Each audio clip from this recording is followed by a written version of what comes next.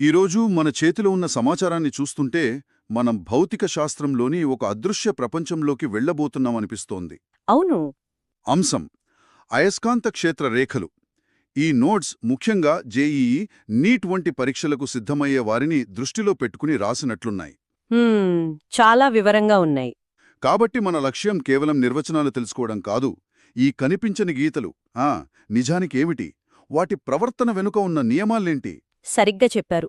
ఒక సాధారణ అయస్కాంతం నుండి కరెంటు ప్రవహించే తీగ వరకు ఈ అదృశ్య శక్తి రూపురేఖలను మనం లోతుగా అర్థం చేసుకోవాలి. ఇది కేవలం పరీక్షల కోసం కాదు, మన చుట్టూ ఉన్న ప్రపంచాన్ని నడిపించే ప్రాథమిక శక్తులలో ఒకదానిని అర్థం చేసుకోవడం లాంటిది. నిజమే.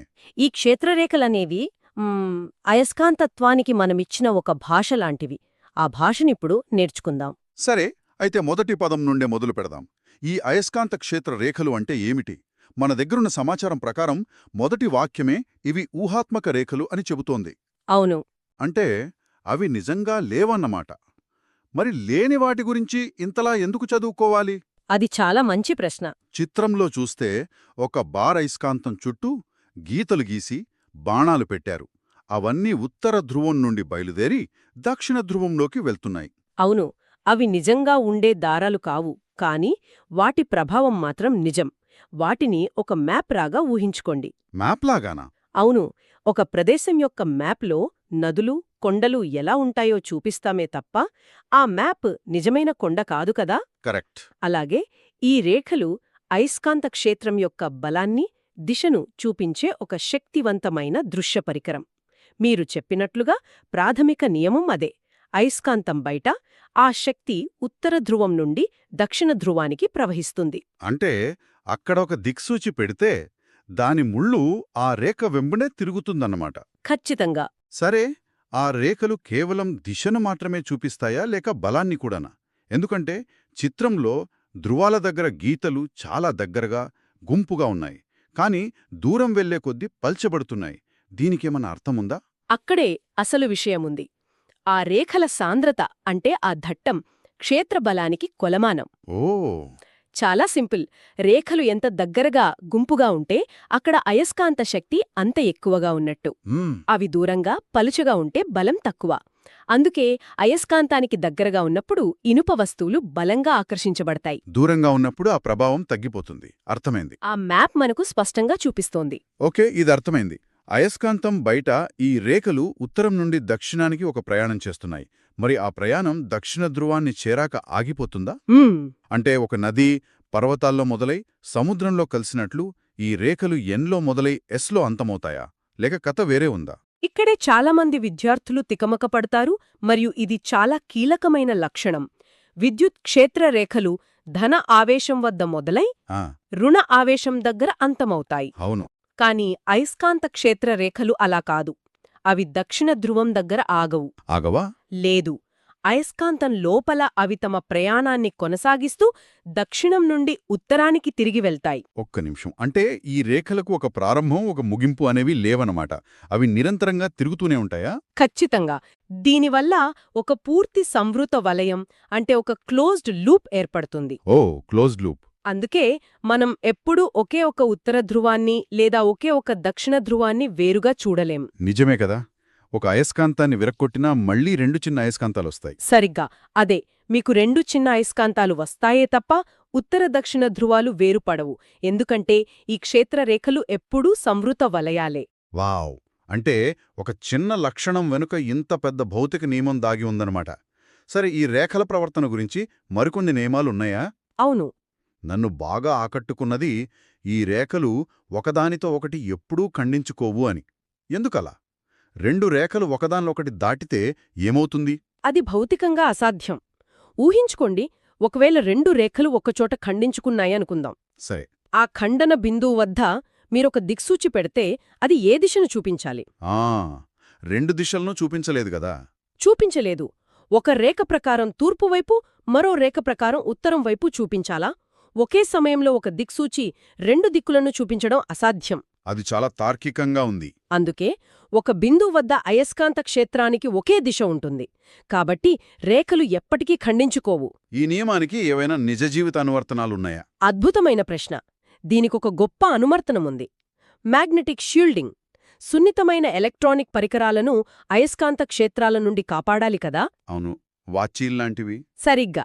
వాటి చుట్టూ మృదువైన ఇనుములాంటి పదార్థంతో ఒక కవచమేర్పరుస్తారు. అయస్కాంత క్షేత్ర రేఖలు ఆ ఇనుప కవచాన్ని చేరినప్పుడు అవి ఖాళీ ప్రదేశంలోకి వెళ్లే బదులు సులభమైన మార్గమైన ఆ ఇనుముగుండా ప్రయాణించి అవతలి వైపుకు వెళ్ళిపోతాయి. ఓ, ఎందుకంటే అవి ఒకదానినొకటి దాటలేవు కాబట్టి. అవును. ఫలితంగా కవచం లోపల ఉన్న పరికరం సురక్షితంగా ఉంటుంది. అద్భుతం. అంటే ఆ రేఖలు ఒక ట్రాఫిక్ జామ్లో ప్రత్యామ్నాయ మార్గాన్ని ఎంచుకున్నట్లుగా అన్నమాట. ఒక రకంగా అంతే. సరే, మన సమాచారంలో ఇంకా 2 ఆసక్తికరమైన పదాలున్నాయి. ఒకటి, రేఖలు దైర్ఘ్యంగా సంకోచిస్తాయి అని. రెండోది, పార్శ్వంగా వెనక్కిపోతాయి అని. వినడానికి కొంచెం క్లిష్టంగా ఉన్నాయి. వీటిని సులభంగా ఎలా అర్థం చేసుకోవాలి? వీటిని అయస్కాంత శక్తుల వెనుక ఉన్న కారణాలుగా చూడొచ్చు. మొదటిది దైర్ఘ్యంగా సంకోచించడం. ప్రతి క్షేత్ర రేఖను ఒక సాగదీసిన రబ్బర్ బ్యాండ్లా ఊహించుకోండి. రబ్బర్ బ్యాండ్లా? అవును. అది ఎప్పుడూ తన పొడవును తగ్గించుకోవడానికి, అంటే సంకోచించడానికి ప్రయత్నిస్తుంది. ఇప్పుడు ఒక ఉత్తర ధ్రువాన్ని, ఒక దక్షిణ ధ్రువాన్ని దగ్గరగా పెట్టండి. వాటి మధ్య ఉన్న రేఖలు ఈ రబ్బర్ బ్యాండ్లలాగే సంకోచించి ఆ 2 ధ్రువాలను దగ్గరకు లాగుతాయి. ఓ, అంటే ఆ రేఖల యొక్క ఈ తన్యత వల్లే ఆకర్షణ శక్తి పుడుతుందన్నమాట. సరిగ్గా. విభిన్న ధ్రువాల మధ్య ఆకర్షణకు కారణమదే. మరి రెండవది, పార్శ్వంగా వెనక్కిపోవడం. దాని అర్థం పక్కపక్కనున్న రేఖలు ఒకదానినొకటి ఇష్టపడవు. అవి ఒకదానికొకటి పక్కకు నెట్టుకుంటాయి. ఓకే. ఇప్పుడు 2 ఉత్తర ధ్రువాలను దగ్గరకు తెచ్చారని అనుకుందాం. వాటి నుండి వచ్చే రేఖలు ఒకదానికొకటి ఎదురుపడతాయి. అవి ఖండించుకోలేవు కదా. అవును, ఖండించుకోలేవు. కాబట్టి అవి పక్కకు వంగి ఒకదానికొకటి దూరంగా నెట్టుకుంటాయి. ఈ పార్శ్వ ఒత్తిడి వల్లే ఒకే రకమైన ధ్రువాల మధ్య వికర్షణ శక్తి ఏర్పడుతుంది. అంటే ఆ 2 లక్షణాలు ఆకర్షణ, వికర్షణలను చాలా అందంగా వివరిస్తాయన్నమాట. అవును. ఇప్పటిదాకా మనం ఈ రేఖలు ఊహాత్మకమని, వాటి ప్రవర్తన ఇలా ఉంటుందని మాట్లాడుకుంటున్నాం. ఇదంతా సిద్ధాంతపరంగా బానే ఉంది. కానీ ఈ ఆకృతులు నిజంగా ఇలాగే ఉంటాయని మనకెలా తెలుసు? అంటే ప్రయోగాత్మకంగా నిరూపించగలమా నడుగుతున్నారు. అవును, మన దగ్గర ఇనుపు రజను ప్రయోగం గురించిన ఒక చిత్రం ఉంది. ఆ ప్రయోగం అదృశ్యాన్ని దృశ్యమానం చేయడానికి ఒక అద్భుతమైన సులభమైన మార్గం. ఒక తెల్ల కాగితం మీద ఇనుప రజును, అంటే చాలా చిన్న ఇనుప ముక్కల పొడిని సమానంగా చల్లుతాం. సరే. ఇప్పుడు ఆ కాగితం కింద ఒక బార్ అయస్కాంతాన్ని పెట్టి కాగితాన్ని నెమ్మదిగా తడితే ఒక మ్యాజిక్ జరుగుతుంది. ప్రతి చిన్న ఇనుప కణం ఒక బుల్లి తాత్కాలిక అయస్కాంతంలా మారిపోతుంది. ఓ! మారి ఆ ప్రదేశంలో ఉన్న అయస్కాంత క్షేత్ర రేఖ దిశలో తనం తాను తిప్పుకుంటుంది. అంటే ఆ లక్షలాది ఇనుప కణాలన్నీ కలిసి ఆటోమేటిక్గా అయస్కాంత క్షేత్ర రేఖల ఆకృతిలోకి వచ్చేస్తాయన్నమాట. సరిగ్గా అదే. మనం ఏవైతే ఊహాత్మక రేఖలు అనుకున్నామో వాటిని అవి మన కళ్లకు కట్టినట్లు చూపిస్తాయి. అవును. ధ్రువాల దగ్గర రజును దట్టంగా పోగవడం, దూరం వెళ్లే కొద్దీ పలుచబడటం. ఆ, 2 ఒకే ధ్రువాల మధ్య ఒక ఖాళీ ప్రదేశం ఏర్పడటం. అవును, న్యూట్రల్ పాయింట్. ఇవన్నీ మనం చర్చించుకున్న లక్షణాలను ప్రయోగాత్మకంగా నిర్ధారిస్తాయి. ఇది కేవలం బొమ్మ కాదు, శక్తి యొక్క నిజమైన రూపురేఖ. బారయస్కాంతం చుట్టూ ఈ రేఖల అమరిక ఇప్పుడు చాలా స్పష్టంగా ఉంది. కానీ నాకొచ్చిన ఒక సందేహం ఏమిటంటే, అయస్కాంతత్వం కేవలం ఈ రాళ్లలోనే ఉంటుందా? మనకు అందిన సమాచారంలో విద్యుత్ ప్రవాహం గురించి కూడా ప్రస్తావించారు కదా. కరెంటుకి అయస్కాంతత్వానికి ఏమైనా సంబంధముందా? ఇప్పుడు మనం అస్సలు కథలోకి వస్తున్నాం. 19వ శతాబ్దం వరకు విద్యుత్, అయస్కాంతత్వం అనేవి 2 వేర్వేరు శక్తులు అని అనుకునేవారు. అవును, వేర్వేరుగానే అనిపిస్తాయి. కాని 1820లో హన్స్ క్రిస్టియన్ ఓర్స్టెడ్ అనే శాస్త్రవేత్త అనుకోకుండా ఒక ప్రయోగం చేస్తూ కరెంటు ప్రవహిస్తున్న తీగ దగ్గర ఉన్న దిక్సూచి కదలడం గమనించాడు. ఓ, అనుకోకుండానా? ఒక అయస్కాంతంలా ప్రవర్తిస్తుందా? మరి దాని చుట్టూ ఉండే క్షేత్ర రేఖలు ఎలా ఉంటాయి? బార్ అయస్కాంతంలాగే ఉత్తరం దక్షిణం ధ్రువాలతో ఉంటాయా? ఉండవు. ఇక్కడే ఆకృతి మారుతుంది. ఒక సరళ తీగలో విద్యుత్ ప్రవహిస్తున్నప్పుడు దాని చుట్టూ ఏర్పడే క్షేత్ర రేఖలు ఏకకేంద్రక వృత్తాల రూపంలో ఉంటాయి. వృత్తాలా? అవును, కాన్సెంట్రిక్ సర్కిల్స్.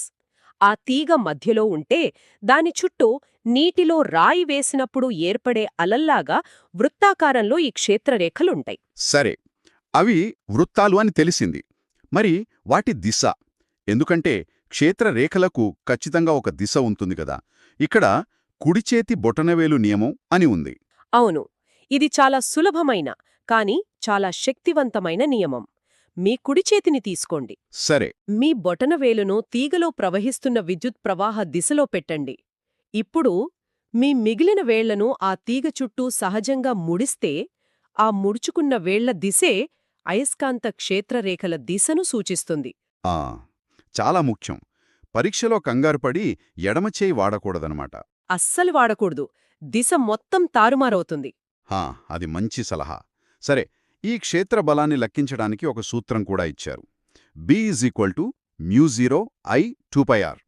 ఇందులో B అంటే క్షేత్రబలం, I అంటే కరెంట్, R అంటే తీగ నుండి దూరం అని అర్థమవుతోంది. మరి ఈ μ0 అంటే ఏమిటి? మంచి ప్రశ్న. μ0 అనేది ఒక స్థిరాంకం. దీన్ని శూన్య ప్రదేశం యొక్క పర్మియబిలిటీ అంటారు. పర్మియబిలిటీ అంటే శూన్యం లేదా గాలి తన గుండా అయస్కాంత క్షేత్ర రేఖలను ఎంత సులభంగా వెళ్లనిస్తుందో చెప్పే ఒక కొలత. కొన్ని పదార్థాలు, ఇనుములాంటివి, ఈ రేఖలను తమ గుండా చాలా సులభంగా వెళ్లనిస్తాయి. ఓకే, వాటికి పర్మియబిలిటీ ఎక్కువ. అవును. ఈ సూత్రం ప్రకారం కరెంటు I పెంచినా లేదా తీగకు దగ్గరగా R తక్కువ వచ్చినా క్షేత్రబలం B పెరుగుతుంది. అంటే ఆ తీగని మనం ఒక స్ప్రింగ్లాగా చుడితే ఆ వృత్తాలన్నీ ఒకచోట కేంద్రీకృతమై క్షేత్రం ఇంకా బలపడుతుందా? ఖచ్చితంగా. మీరు సాలినాయిడ్ అనే భావనను ప్రస్తావిస్తున్నారు. ఒక తీగను దగ్గరగా స్ప్రింగ్లాగా చుట్టినప్పుడు ప్రతి వలయం సృష్టించే అయస్కాంత క్షేత్రం కలిసిపోయి ఒకదానికొకటి తోడవుతాయి. అవును, కలిసిపోయి ఆ స్ప్రింగ్ లోపల చాలా బలమైన ఏకరీతి అయస్కాంత క్షేత్రం ఏర్పడుతుంది. ఆశ్చర్యకరంగా ఈ సాలినాయిడ్ యొక్క క్షేత్రరేఖలు అచ్చం ఒక బార్ అయస్కాంతంలాగే ఉంటాయి. నిజంగానా? అవును. దాని ఒక చివర ఉత్తర ధ్రువంగా మరో చివర దక్షిణ ధ్రువంగా ప్రవర్తిస్తుంది. కరెంట్ ఆపగానే అయస్కాంతత్వం పోతుంది. విద్యుత్ అయస్కాంతాలు పనిచేసేది ఈ సూత్రంపైనే. కాబట్టి వీటన్నిటినీ కలిపి చూస్తే మనం ఒక సాధారణ అయస్కాంతం చుట్టూ ఉండే కొన్ని ఊహాత్మక రేఖలతో మొదలుపెట్టాం. వాటి ప్రయాణం, ప్రవర్తన, అవి ఒకదాంతో ఒకటి ఎలా వ్యవహరిస్తాయో చూశాం.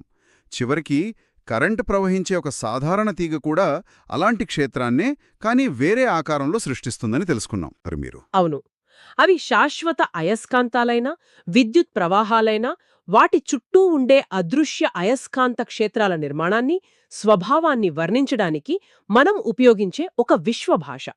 ఈ భాష మనకు శక్తులను ఊహించుకోవడానికి, పరస్పర చర్యలను అంచనా వేయడానికి, సరిగ్గా, మరియు మనం వాడే ఎలక్ట్రిక్ మోటార్ల నుండి మన గ్రహాన్ని సౌర తుఫానుల నుండి కాపాడే భూమి యొక్క అయస్కాంత క్షేత్రం వరకు అన్నింటినీ అర్థం చేసుకోవడానికి ఒక దృఢమైన పునాది వేస్తుంది.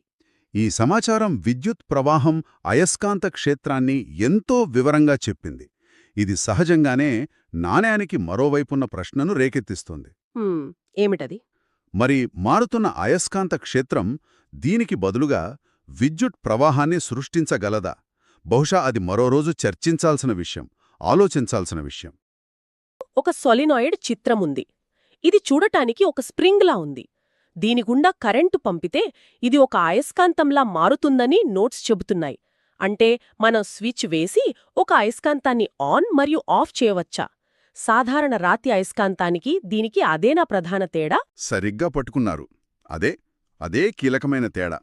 సోలినాయిడ్ అనేది ప్రాథమికంగా ఒక విద్యుత్ అయస్కాంతం, అంటే ఎలక్ట్రోమాగ్నెట్. తీగ చుట్టగుండా విద్యుత్ ప్రవహించినంతసేపే అది అయస్కాంతంగా పనిచేస్తుంది. కరెంట్ ఆపితే దాని అయస్కాంతత్వం దాదాపుగా మాయమవుతుంది. ఈ నియంత్రించగలిగే స్వభావమే ఆధునిక టెక్నాలజీలో దీనిని అంత ముఖ్యమైనదిగా మార్చింది. ఈ చిత్రంలో ఆ సోలినాయిడ్ చుట్టూ గీతలు గీసున్నాయి. అవి ఒక కడ్డీ అయస్కాంతం చుట్టూ ఉన్న గీతల్లాగే ఉన్నాయి. అంటే ఈ రేఖలకు వాటి సొంత రూల్స్ ఉన్నాయన్నమాట. మన సోర్సెస్ ప్రకారం అవి ఎప్పుడూ ఒకే దిశలో ప్రయాణిస్తాయి. ఇది ట్రాఫిక్ రూల్స్ లాంటిదా? అవి ఎందుకంత ఖచ్చితంగా ఉంటాయి? మంచి పోలిక. అవును, వాటికి ఖచ్చితమైన నియమాలున్నాయి. నాకు గుర్తుంది, చిన్నప్పుడు స్కూల్లో ప్రయోగం చేసినప్పుడు ఒక కాగితం కింద అయస్కాంతం పెట్టి పైన ఇనుపరజను చల్లితే అది అద్భుతంగా ఈ రేఖల ఆకారంలో ఏర్పడింది. ఆ అదృశ్య శక్తికి ఒక రూపాన్ని చూడటం ఏదో మ్యాజిక్లా అనిపించింది. ఆ నమూనా వెనుక ఉన్న నియమాలివి. మొదటిది, ఈ రేఖలో అయస్కాంతం బయట ఎప్పుడూ ఉత్తర ధ్రువం నుండి మొదలై దక్షిణ ధ్రువం వైపు వెళ్తాయి. ఓకే, బయట ఉత్తరం నుండి దక్షిణం. మరి లోపల అవి దక్షిణ ధ్రువం దగ్గర ఆగిపోతాయా? అక్కడే అసలు విషయం ఉంది. అవి ఆగవు. అంటే ఆ గీతలు ఎక్కడ ఆగవు. ఉత్తర ధ్రువంలో మొదలై దక్షిణ ధ్రువంలో అంతమవడం కాదు. అవి అయస్కాంతం బయట ఉత్తరం నుండి దక్షిణానికి వెళ్ళి మళ్ళీ లోపల నుండి దక్షిణ ధ్రువం నుండి ఉత్తర ధ్రువానికి తిరిగొస్తాయి. ఇదొక నిరంతర ప్రయాణం, ఒక పూర్తి సర్కిల్ లాంటిది.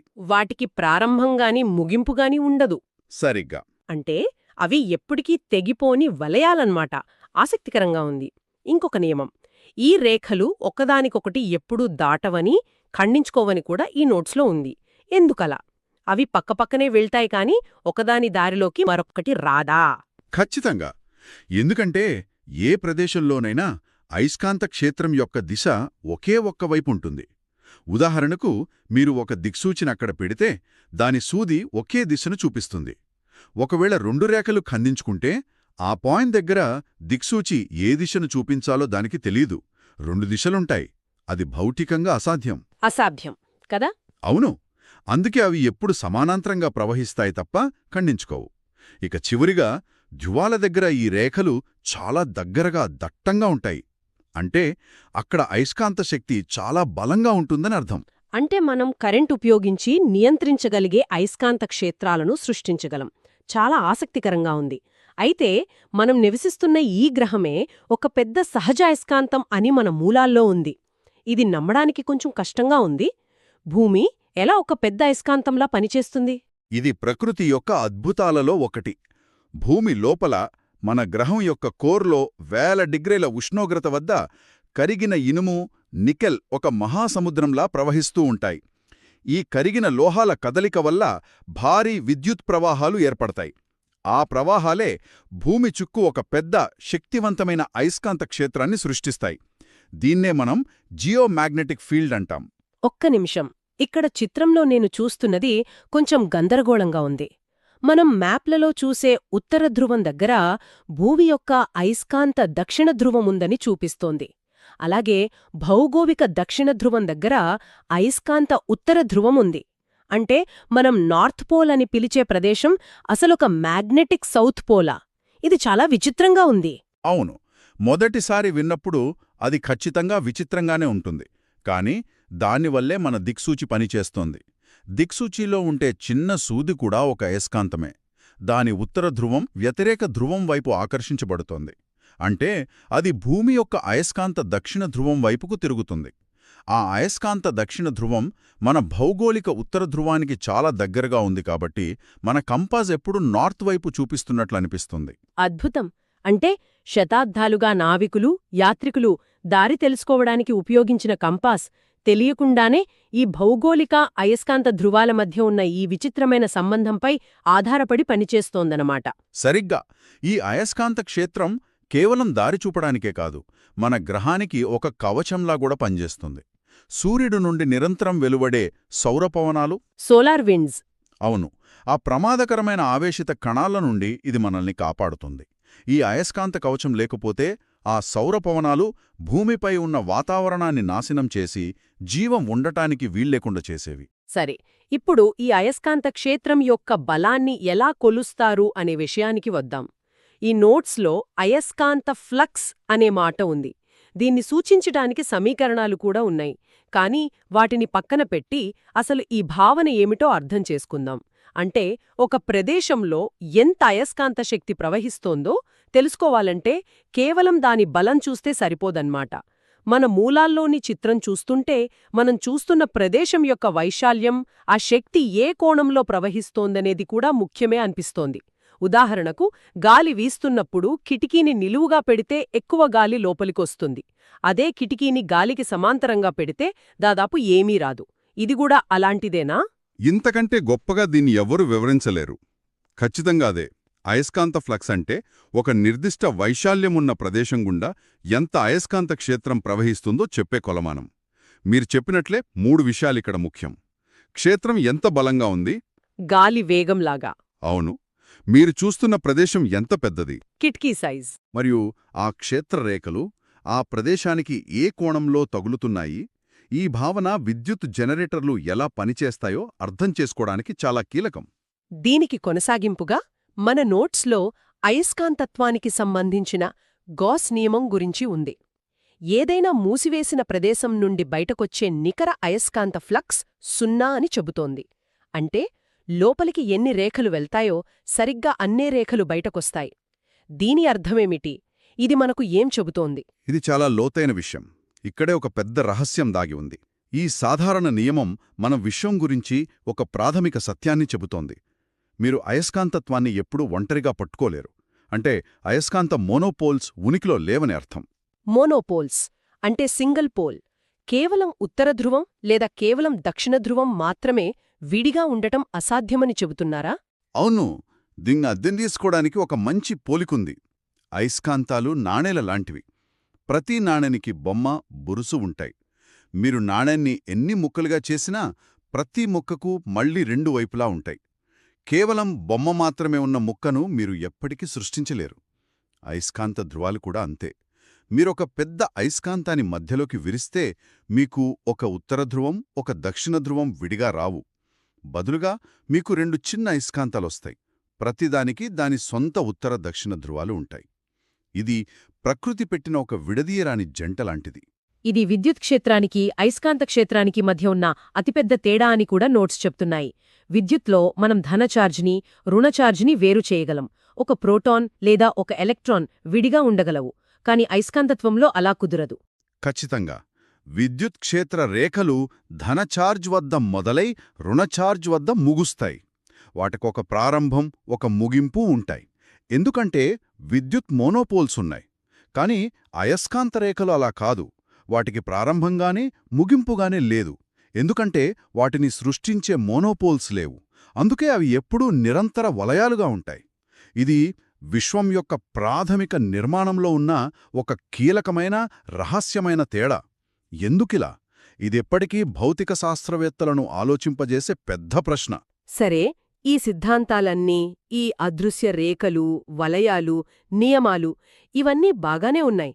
కాని అసలు విషయమేమిటంటే ఇవి మనకు నిజ జీవితంలో ఎలా ఉపయోగపడతాయి? మీరు పంపిన నోట్స్లో కొన్ని ఆసక్తికరమైన అప్లికేషన్స్ గురించి రాశారు. విద్యుత్ మోటార్ల నుండి ఎంఆర్ఐ స్కానర్ల వరకు ఎన్నో ఉన్నాయి. వరకు అన్ని విద్యుత్ మోటార్లపై ఆధారపడి ఉంటాయి. మోటార్ అనేది ప్రాథమికంగా విద్యుత్ శక్తిని యాంత్రిక శక్తిగా మారుస్తుంది. అది ఎలా పనిచేస్తుందంటే అయస్కాంత క్షేత్రంలో ఉన్న ఒక తీగ చుట్ట గుండా కరెంటును పంపినప్పుడు ఆ క్షేత్రం తీగపై ఒక బలాన్ని ప్రయోగిస్తుంది. దాంతో అది తిరగడం మొదలవుతుంది. ఈ సాధారణ సూత్రమే ప్రపంచాన్ని నడిపిస్తోంది. దీనికి వ్యతిరేకమైనది జనరేటర్ కదూ? అంటే యాంత్రిక శక్తిని విద్యుత్ శక్తిగా మార్చడం. డామ్లలో టర్బైన్లు తిప్పడం ద్వారా జరిగేది ఇదేనా? సరిగ్గా.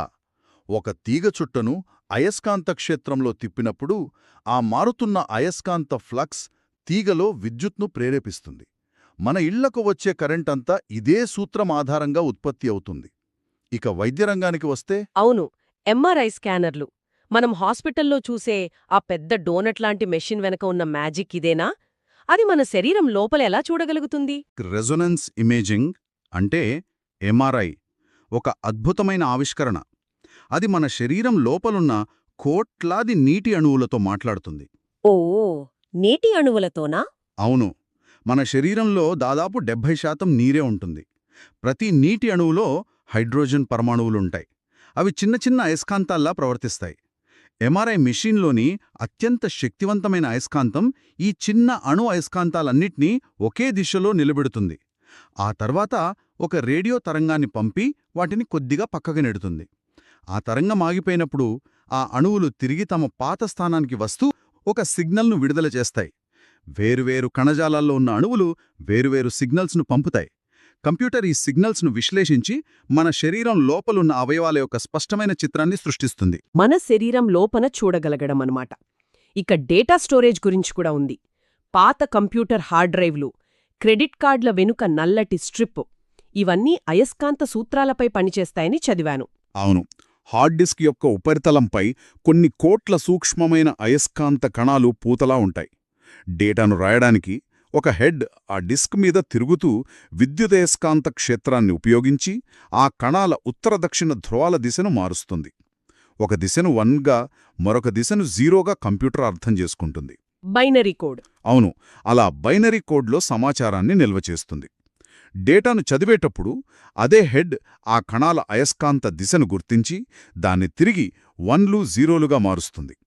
ఇది ఒక విధంగా అయస్కాంతంతో చేసే అదృశ్య రచన లాంటిది. ముగింపుగా, అయస్కాంత బలరేఖలు అనేవి మనం గీసుకున్న ఊహాత్మక రేఖలే అయినప్పటికీ అవి అయస్కాంత క్షేత్రమనే అదృశ్య శక్తిని అర్థం చేసుకోవడానికి ఒక శక్తివంతమైన సాధనం అని చెప్పొచ్చు. అవి ఉత్తర ధ్రువం నుండి దక్షిణ ధ్రువానికి ప్రయాణించే నిరంతర వలయాలు, మరియు ముఖ్యంగా అయస్కాంత మోనోపోల్స్ లేకపోవడమనే ప్రాథమిక నియమం వల్ల అవి విద్యుత్ క్షేత్ర రేఖల నుండి భిన్నంగా ఉంటాయి. మన చుట్టూ ఉన్న ప్రపంచంలో ఫ్యాన్ల నుండి కంప్యూటర్ల వరకు, ప్రాణాలను కాపాడే వైద్య పరికరాల వరకు ఈ అదృశ్య శక్తులే మన ప్రపంచాన్ని నడిపిస్తున్నాయి. మనం చర్చించిన ఈ విషయాల ఆధారంగా ఒక ఆలోచనను ఇక్కడ వదిలిపెడుతున్నాను. అయస్కాంత రేఖలు ఎప్పుడూ బంధుచక్రాలని, వాటికి ప్రారంభం లేదా అంతం ఉండదని, ఎందుకంటే మోనోపోల్స్ లేవని మన మూలాలు స్పష్టం చేస్తున్నాయి. ఇది మనం గమనించినంతవరకు విశ్వంలో ఒక ప్రాథమిక నియమం. అయితే విశ్వంలో ఎక్కడైనా, బహుశా బ్లాక్ హోల్స్ దగ్గరుండే తీవ్రమైన గురుత్వాకర్షణ పరిస్థితులలో, లేదా బిగ్ బ్యాంగ్ జరిగిన తొలినాళ్లలో ఉన్న విపరీతమైన శక్తిమంతమైన పరిస్థితులలో ఈ నియమం ఉల్లంఘించబడే అవకాశముందా? అంటే ఒకే ఒక ధ్రువమున్న అయస్కాంతం ఎక్కడైనా ఉనికిలో ఉండే అవకాశముందా? కొన్ని సిద్ధాంతాలుండవచ్చని సూచిస్తున్నాయి. ఒకవేళ అలాంటిది కనుగొనబడితే అది భౌతిక శాస్త్రం గురించి మనకున్న అవగాహనను పూర్తిగా మార్చేస్తుంది. దీని గురించి ఆలోచించడం ఆసక్తికరంగా ఉంటుంది.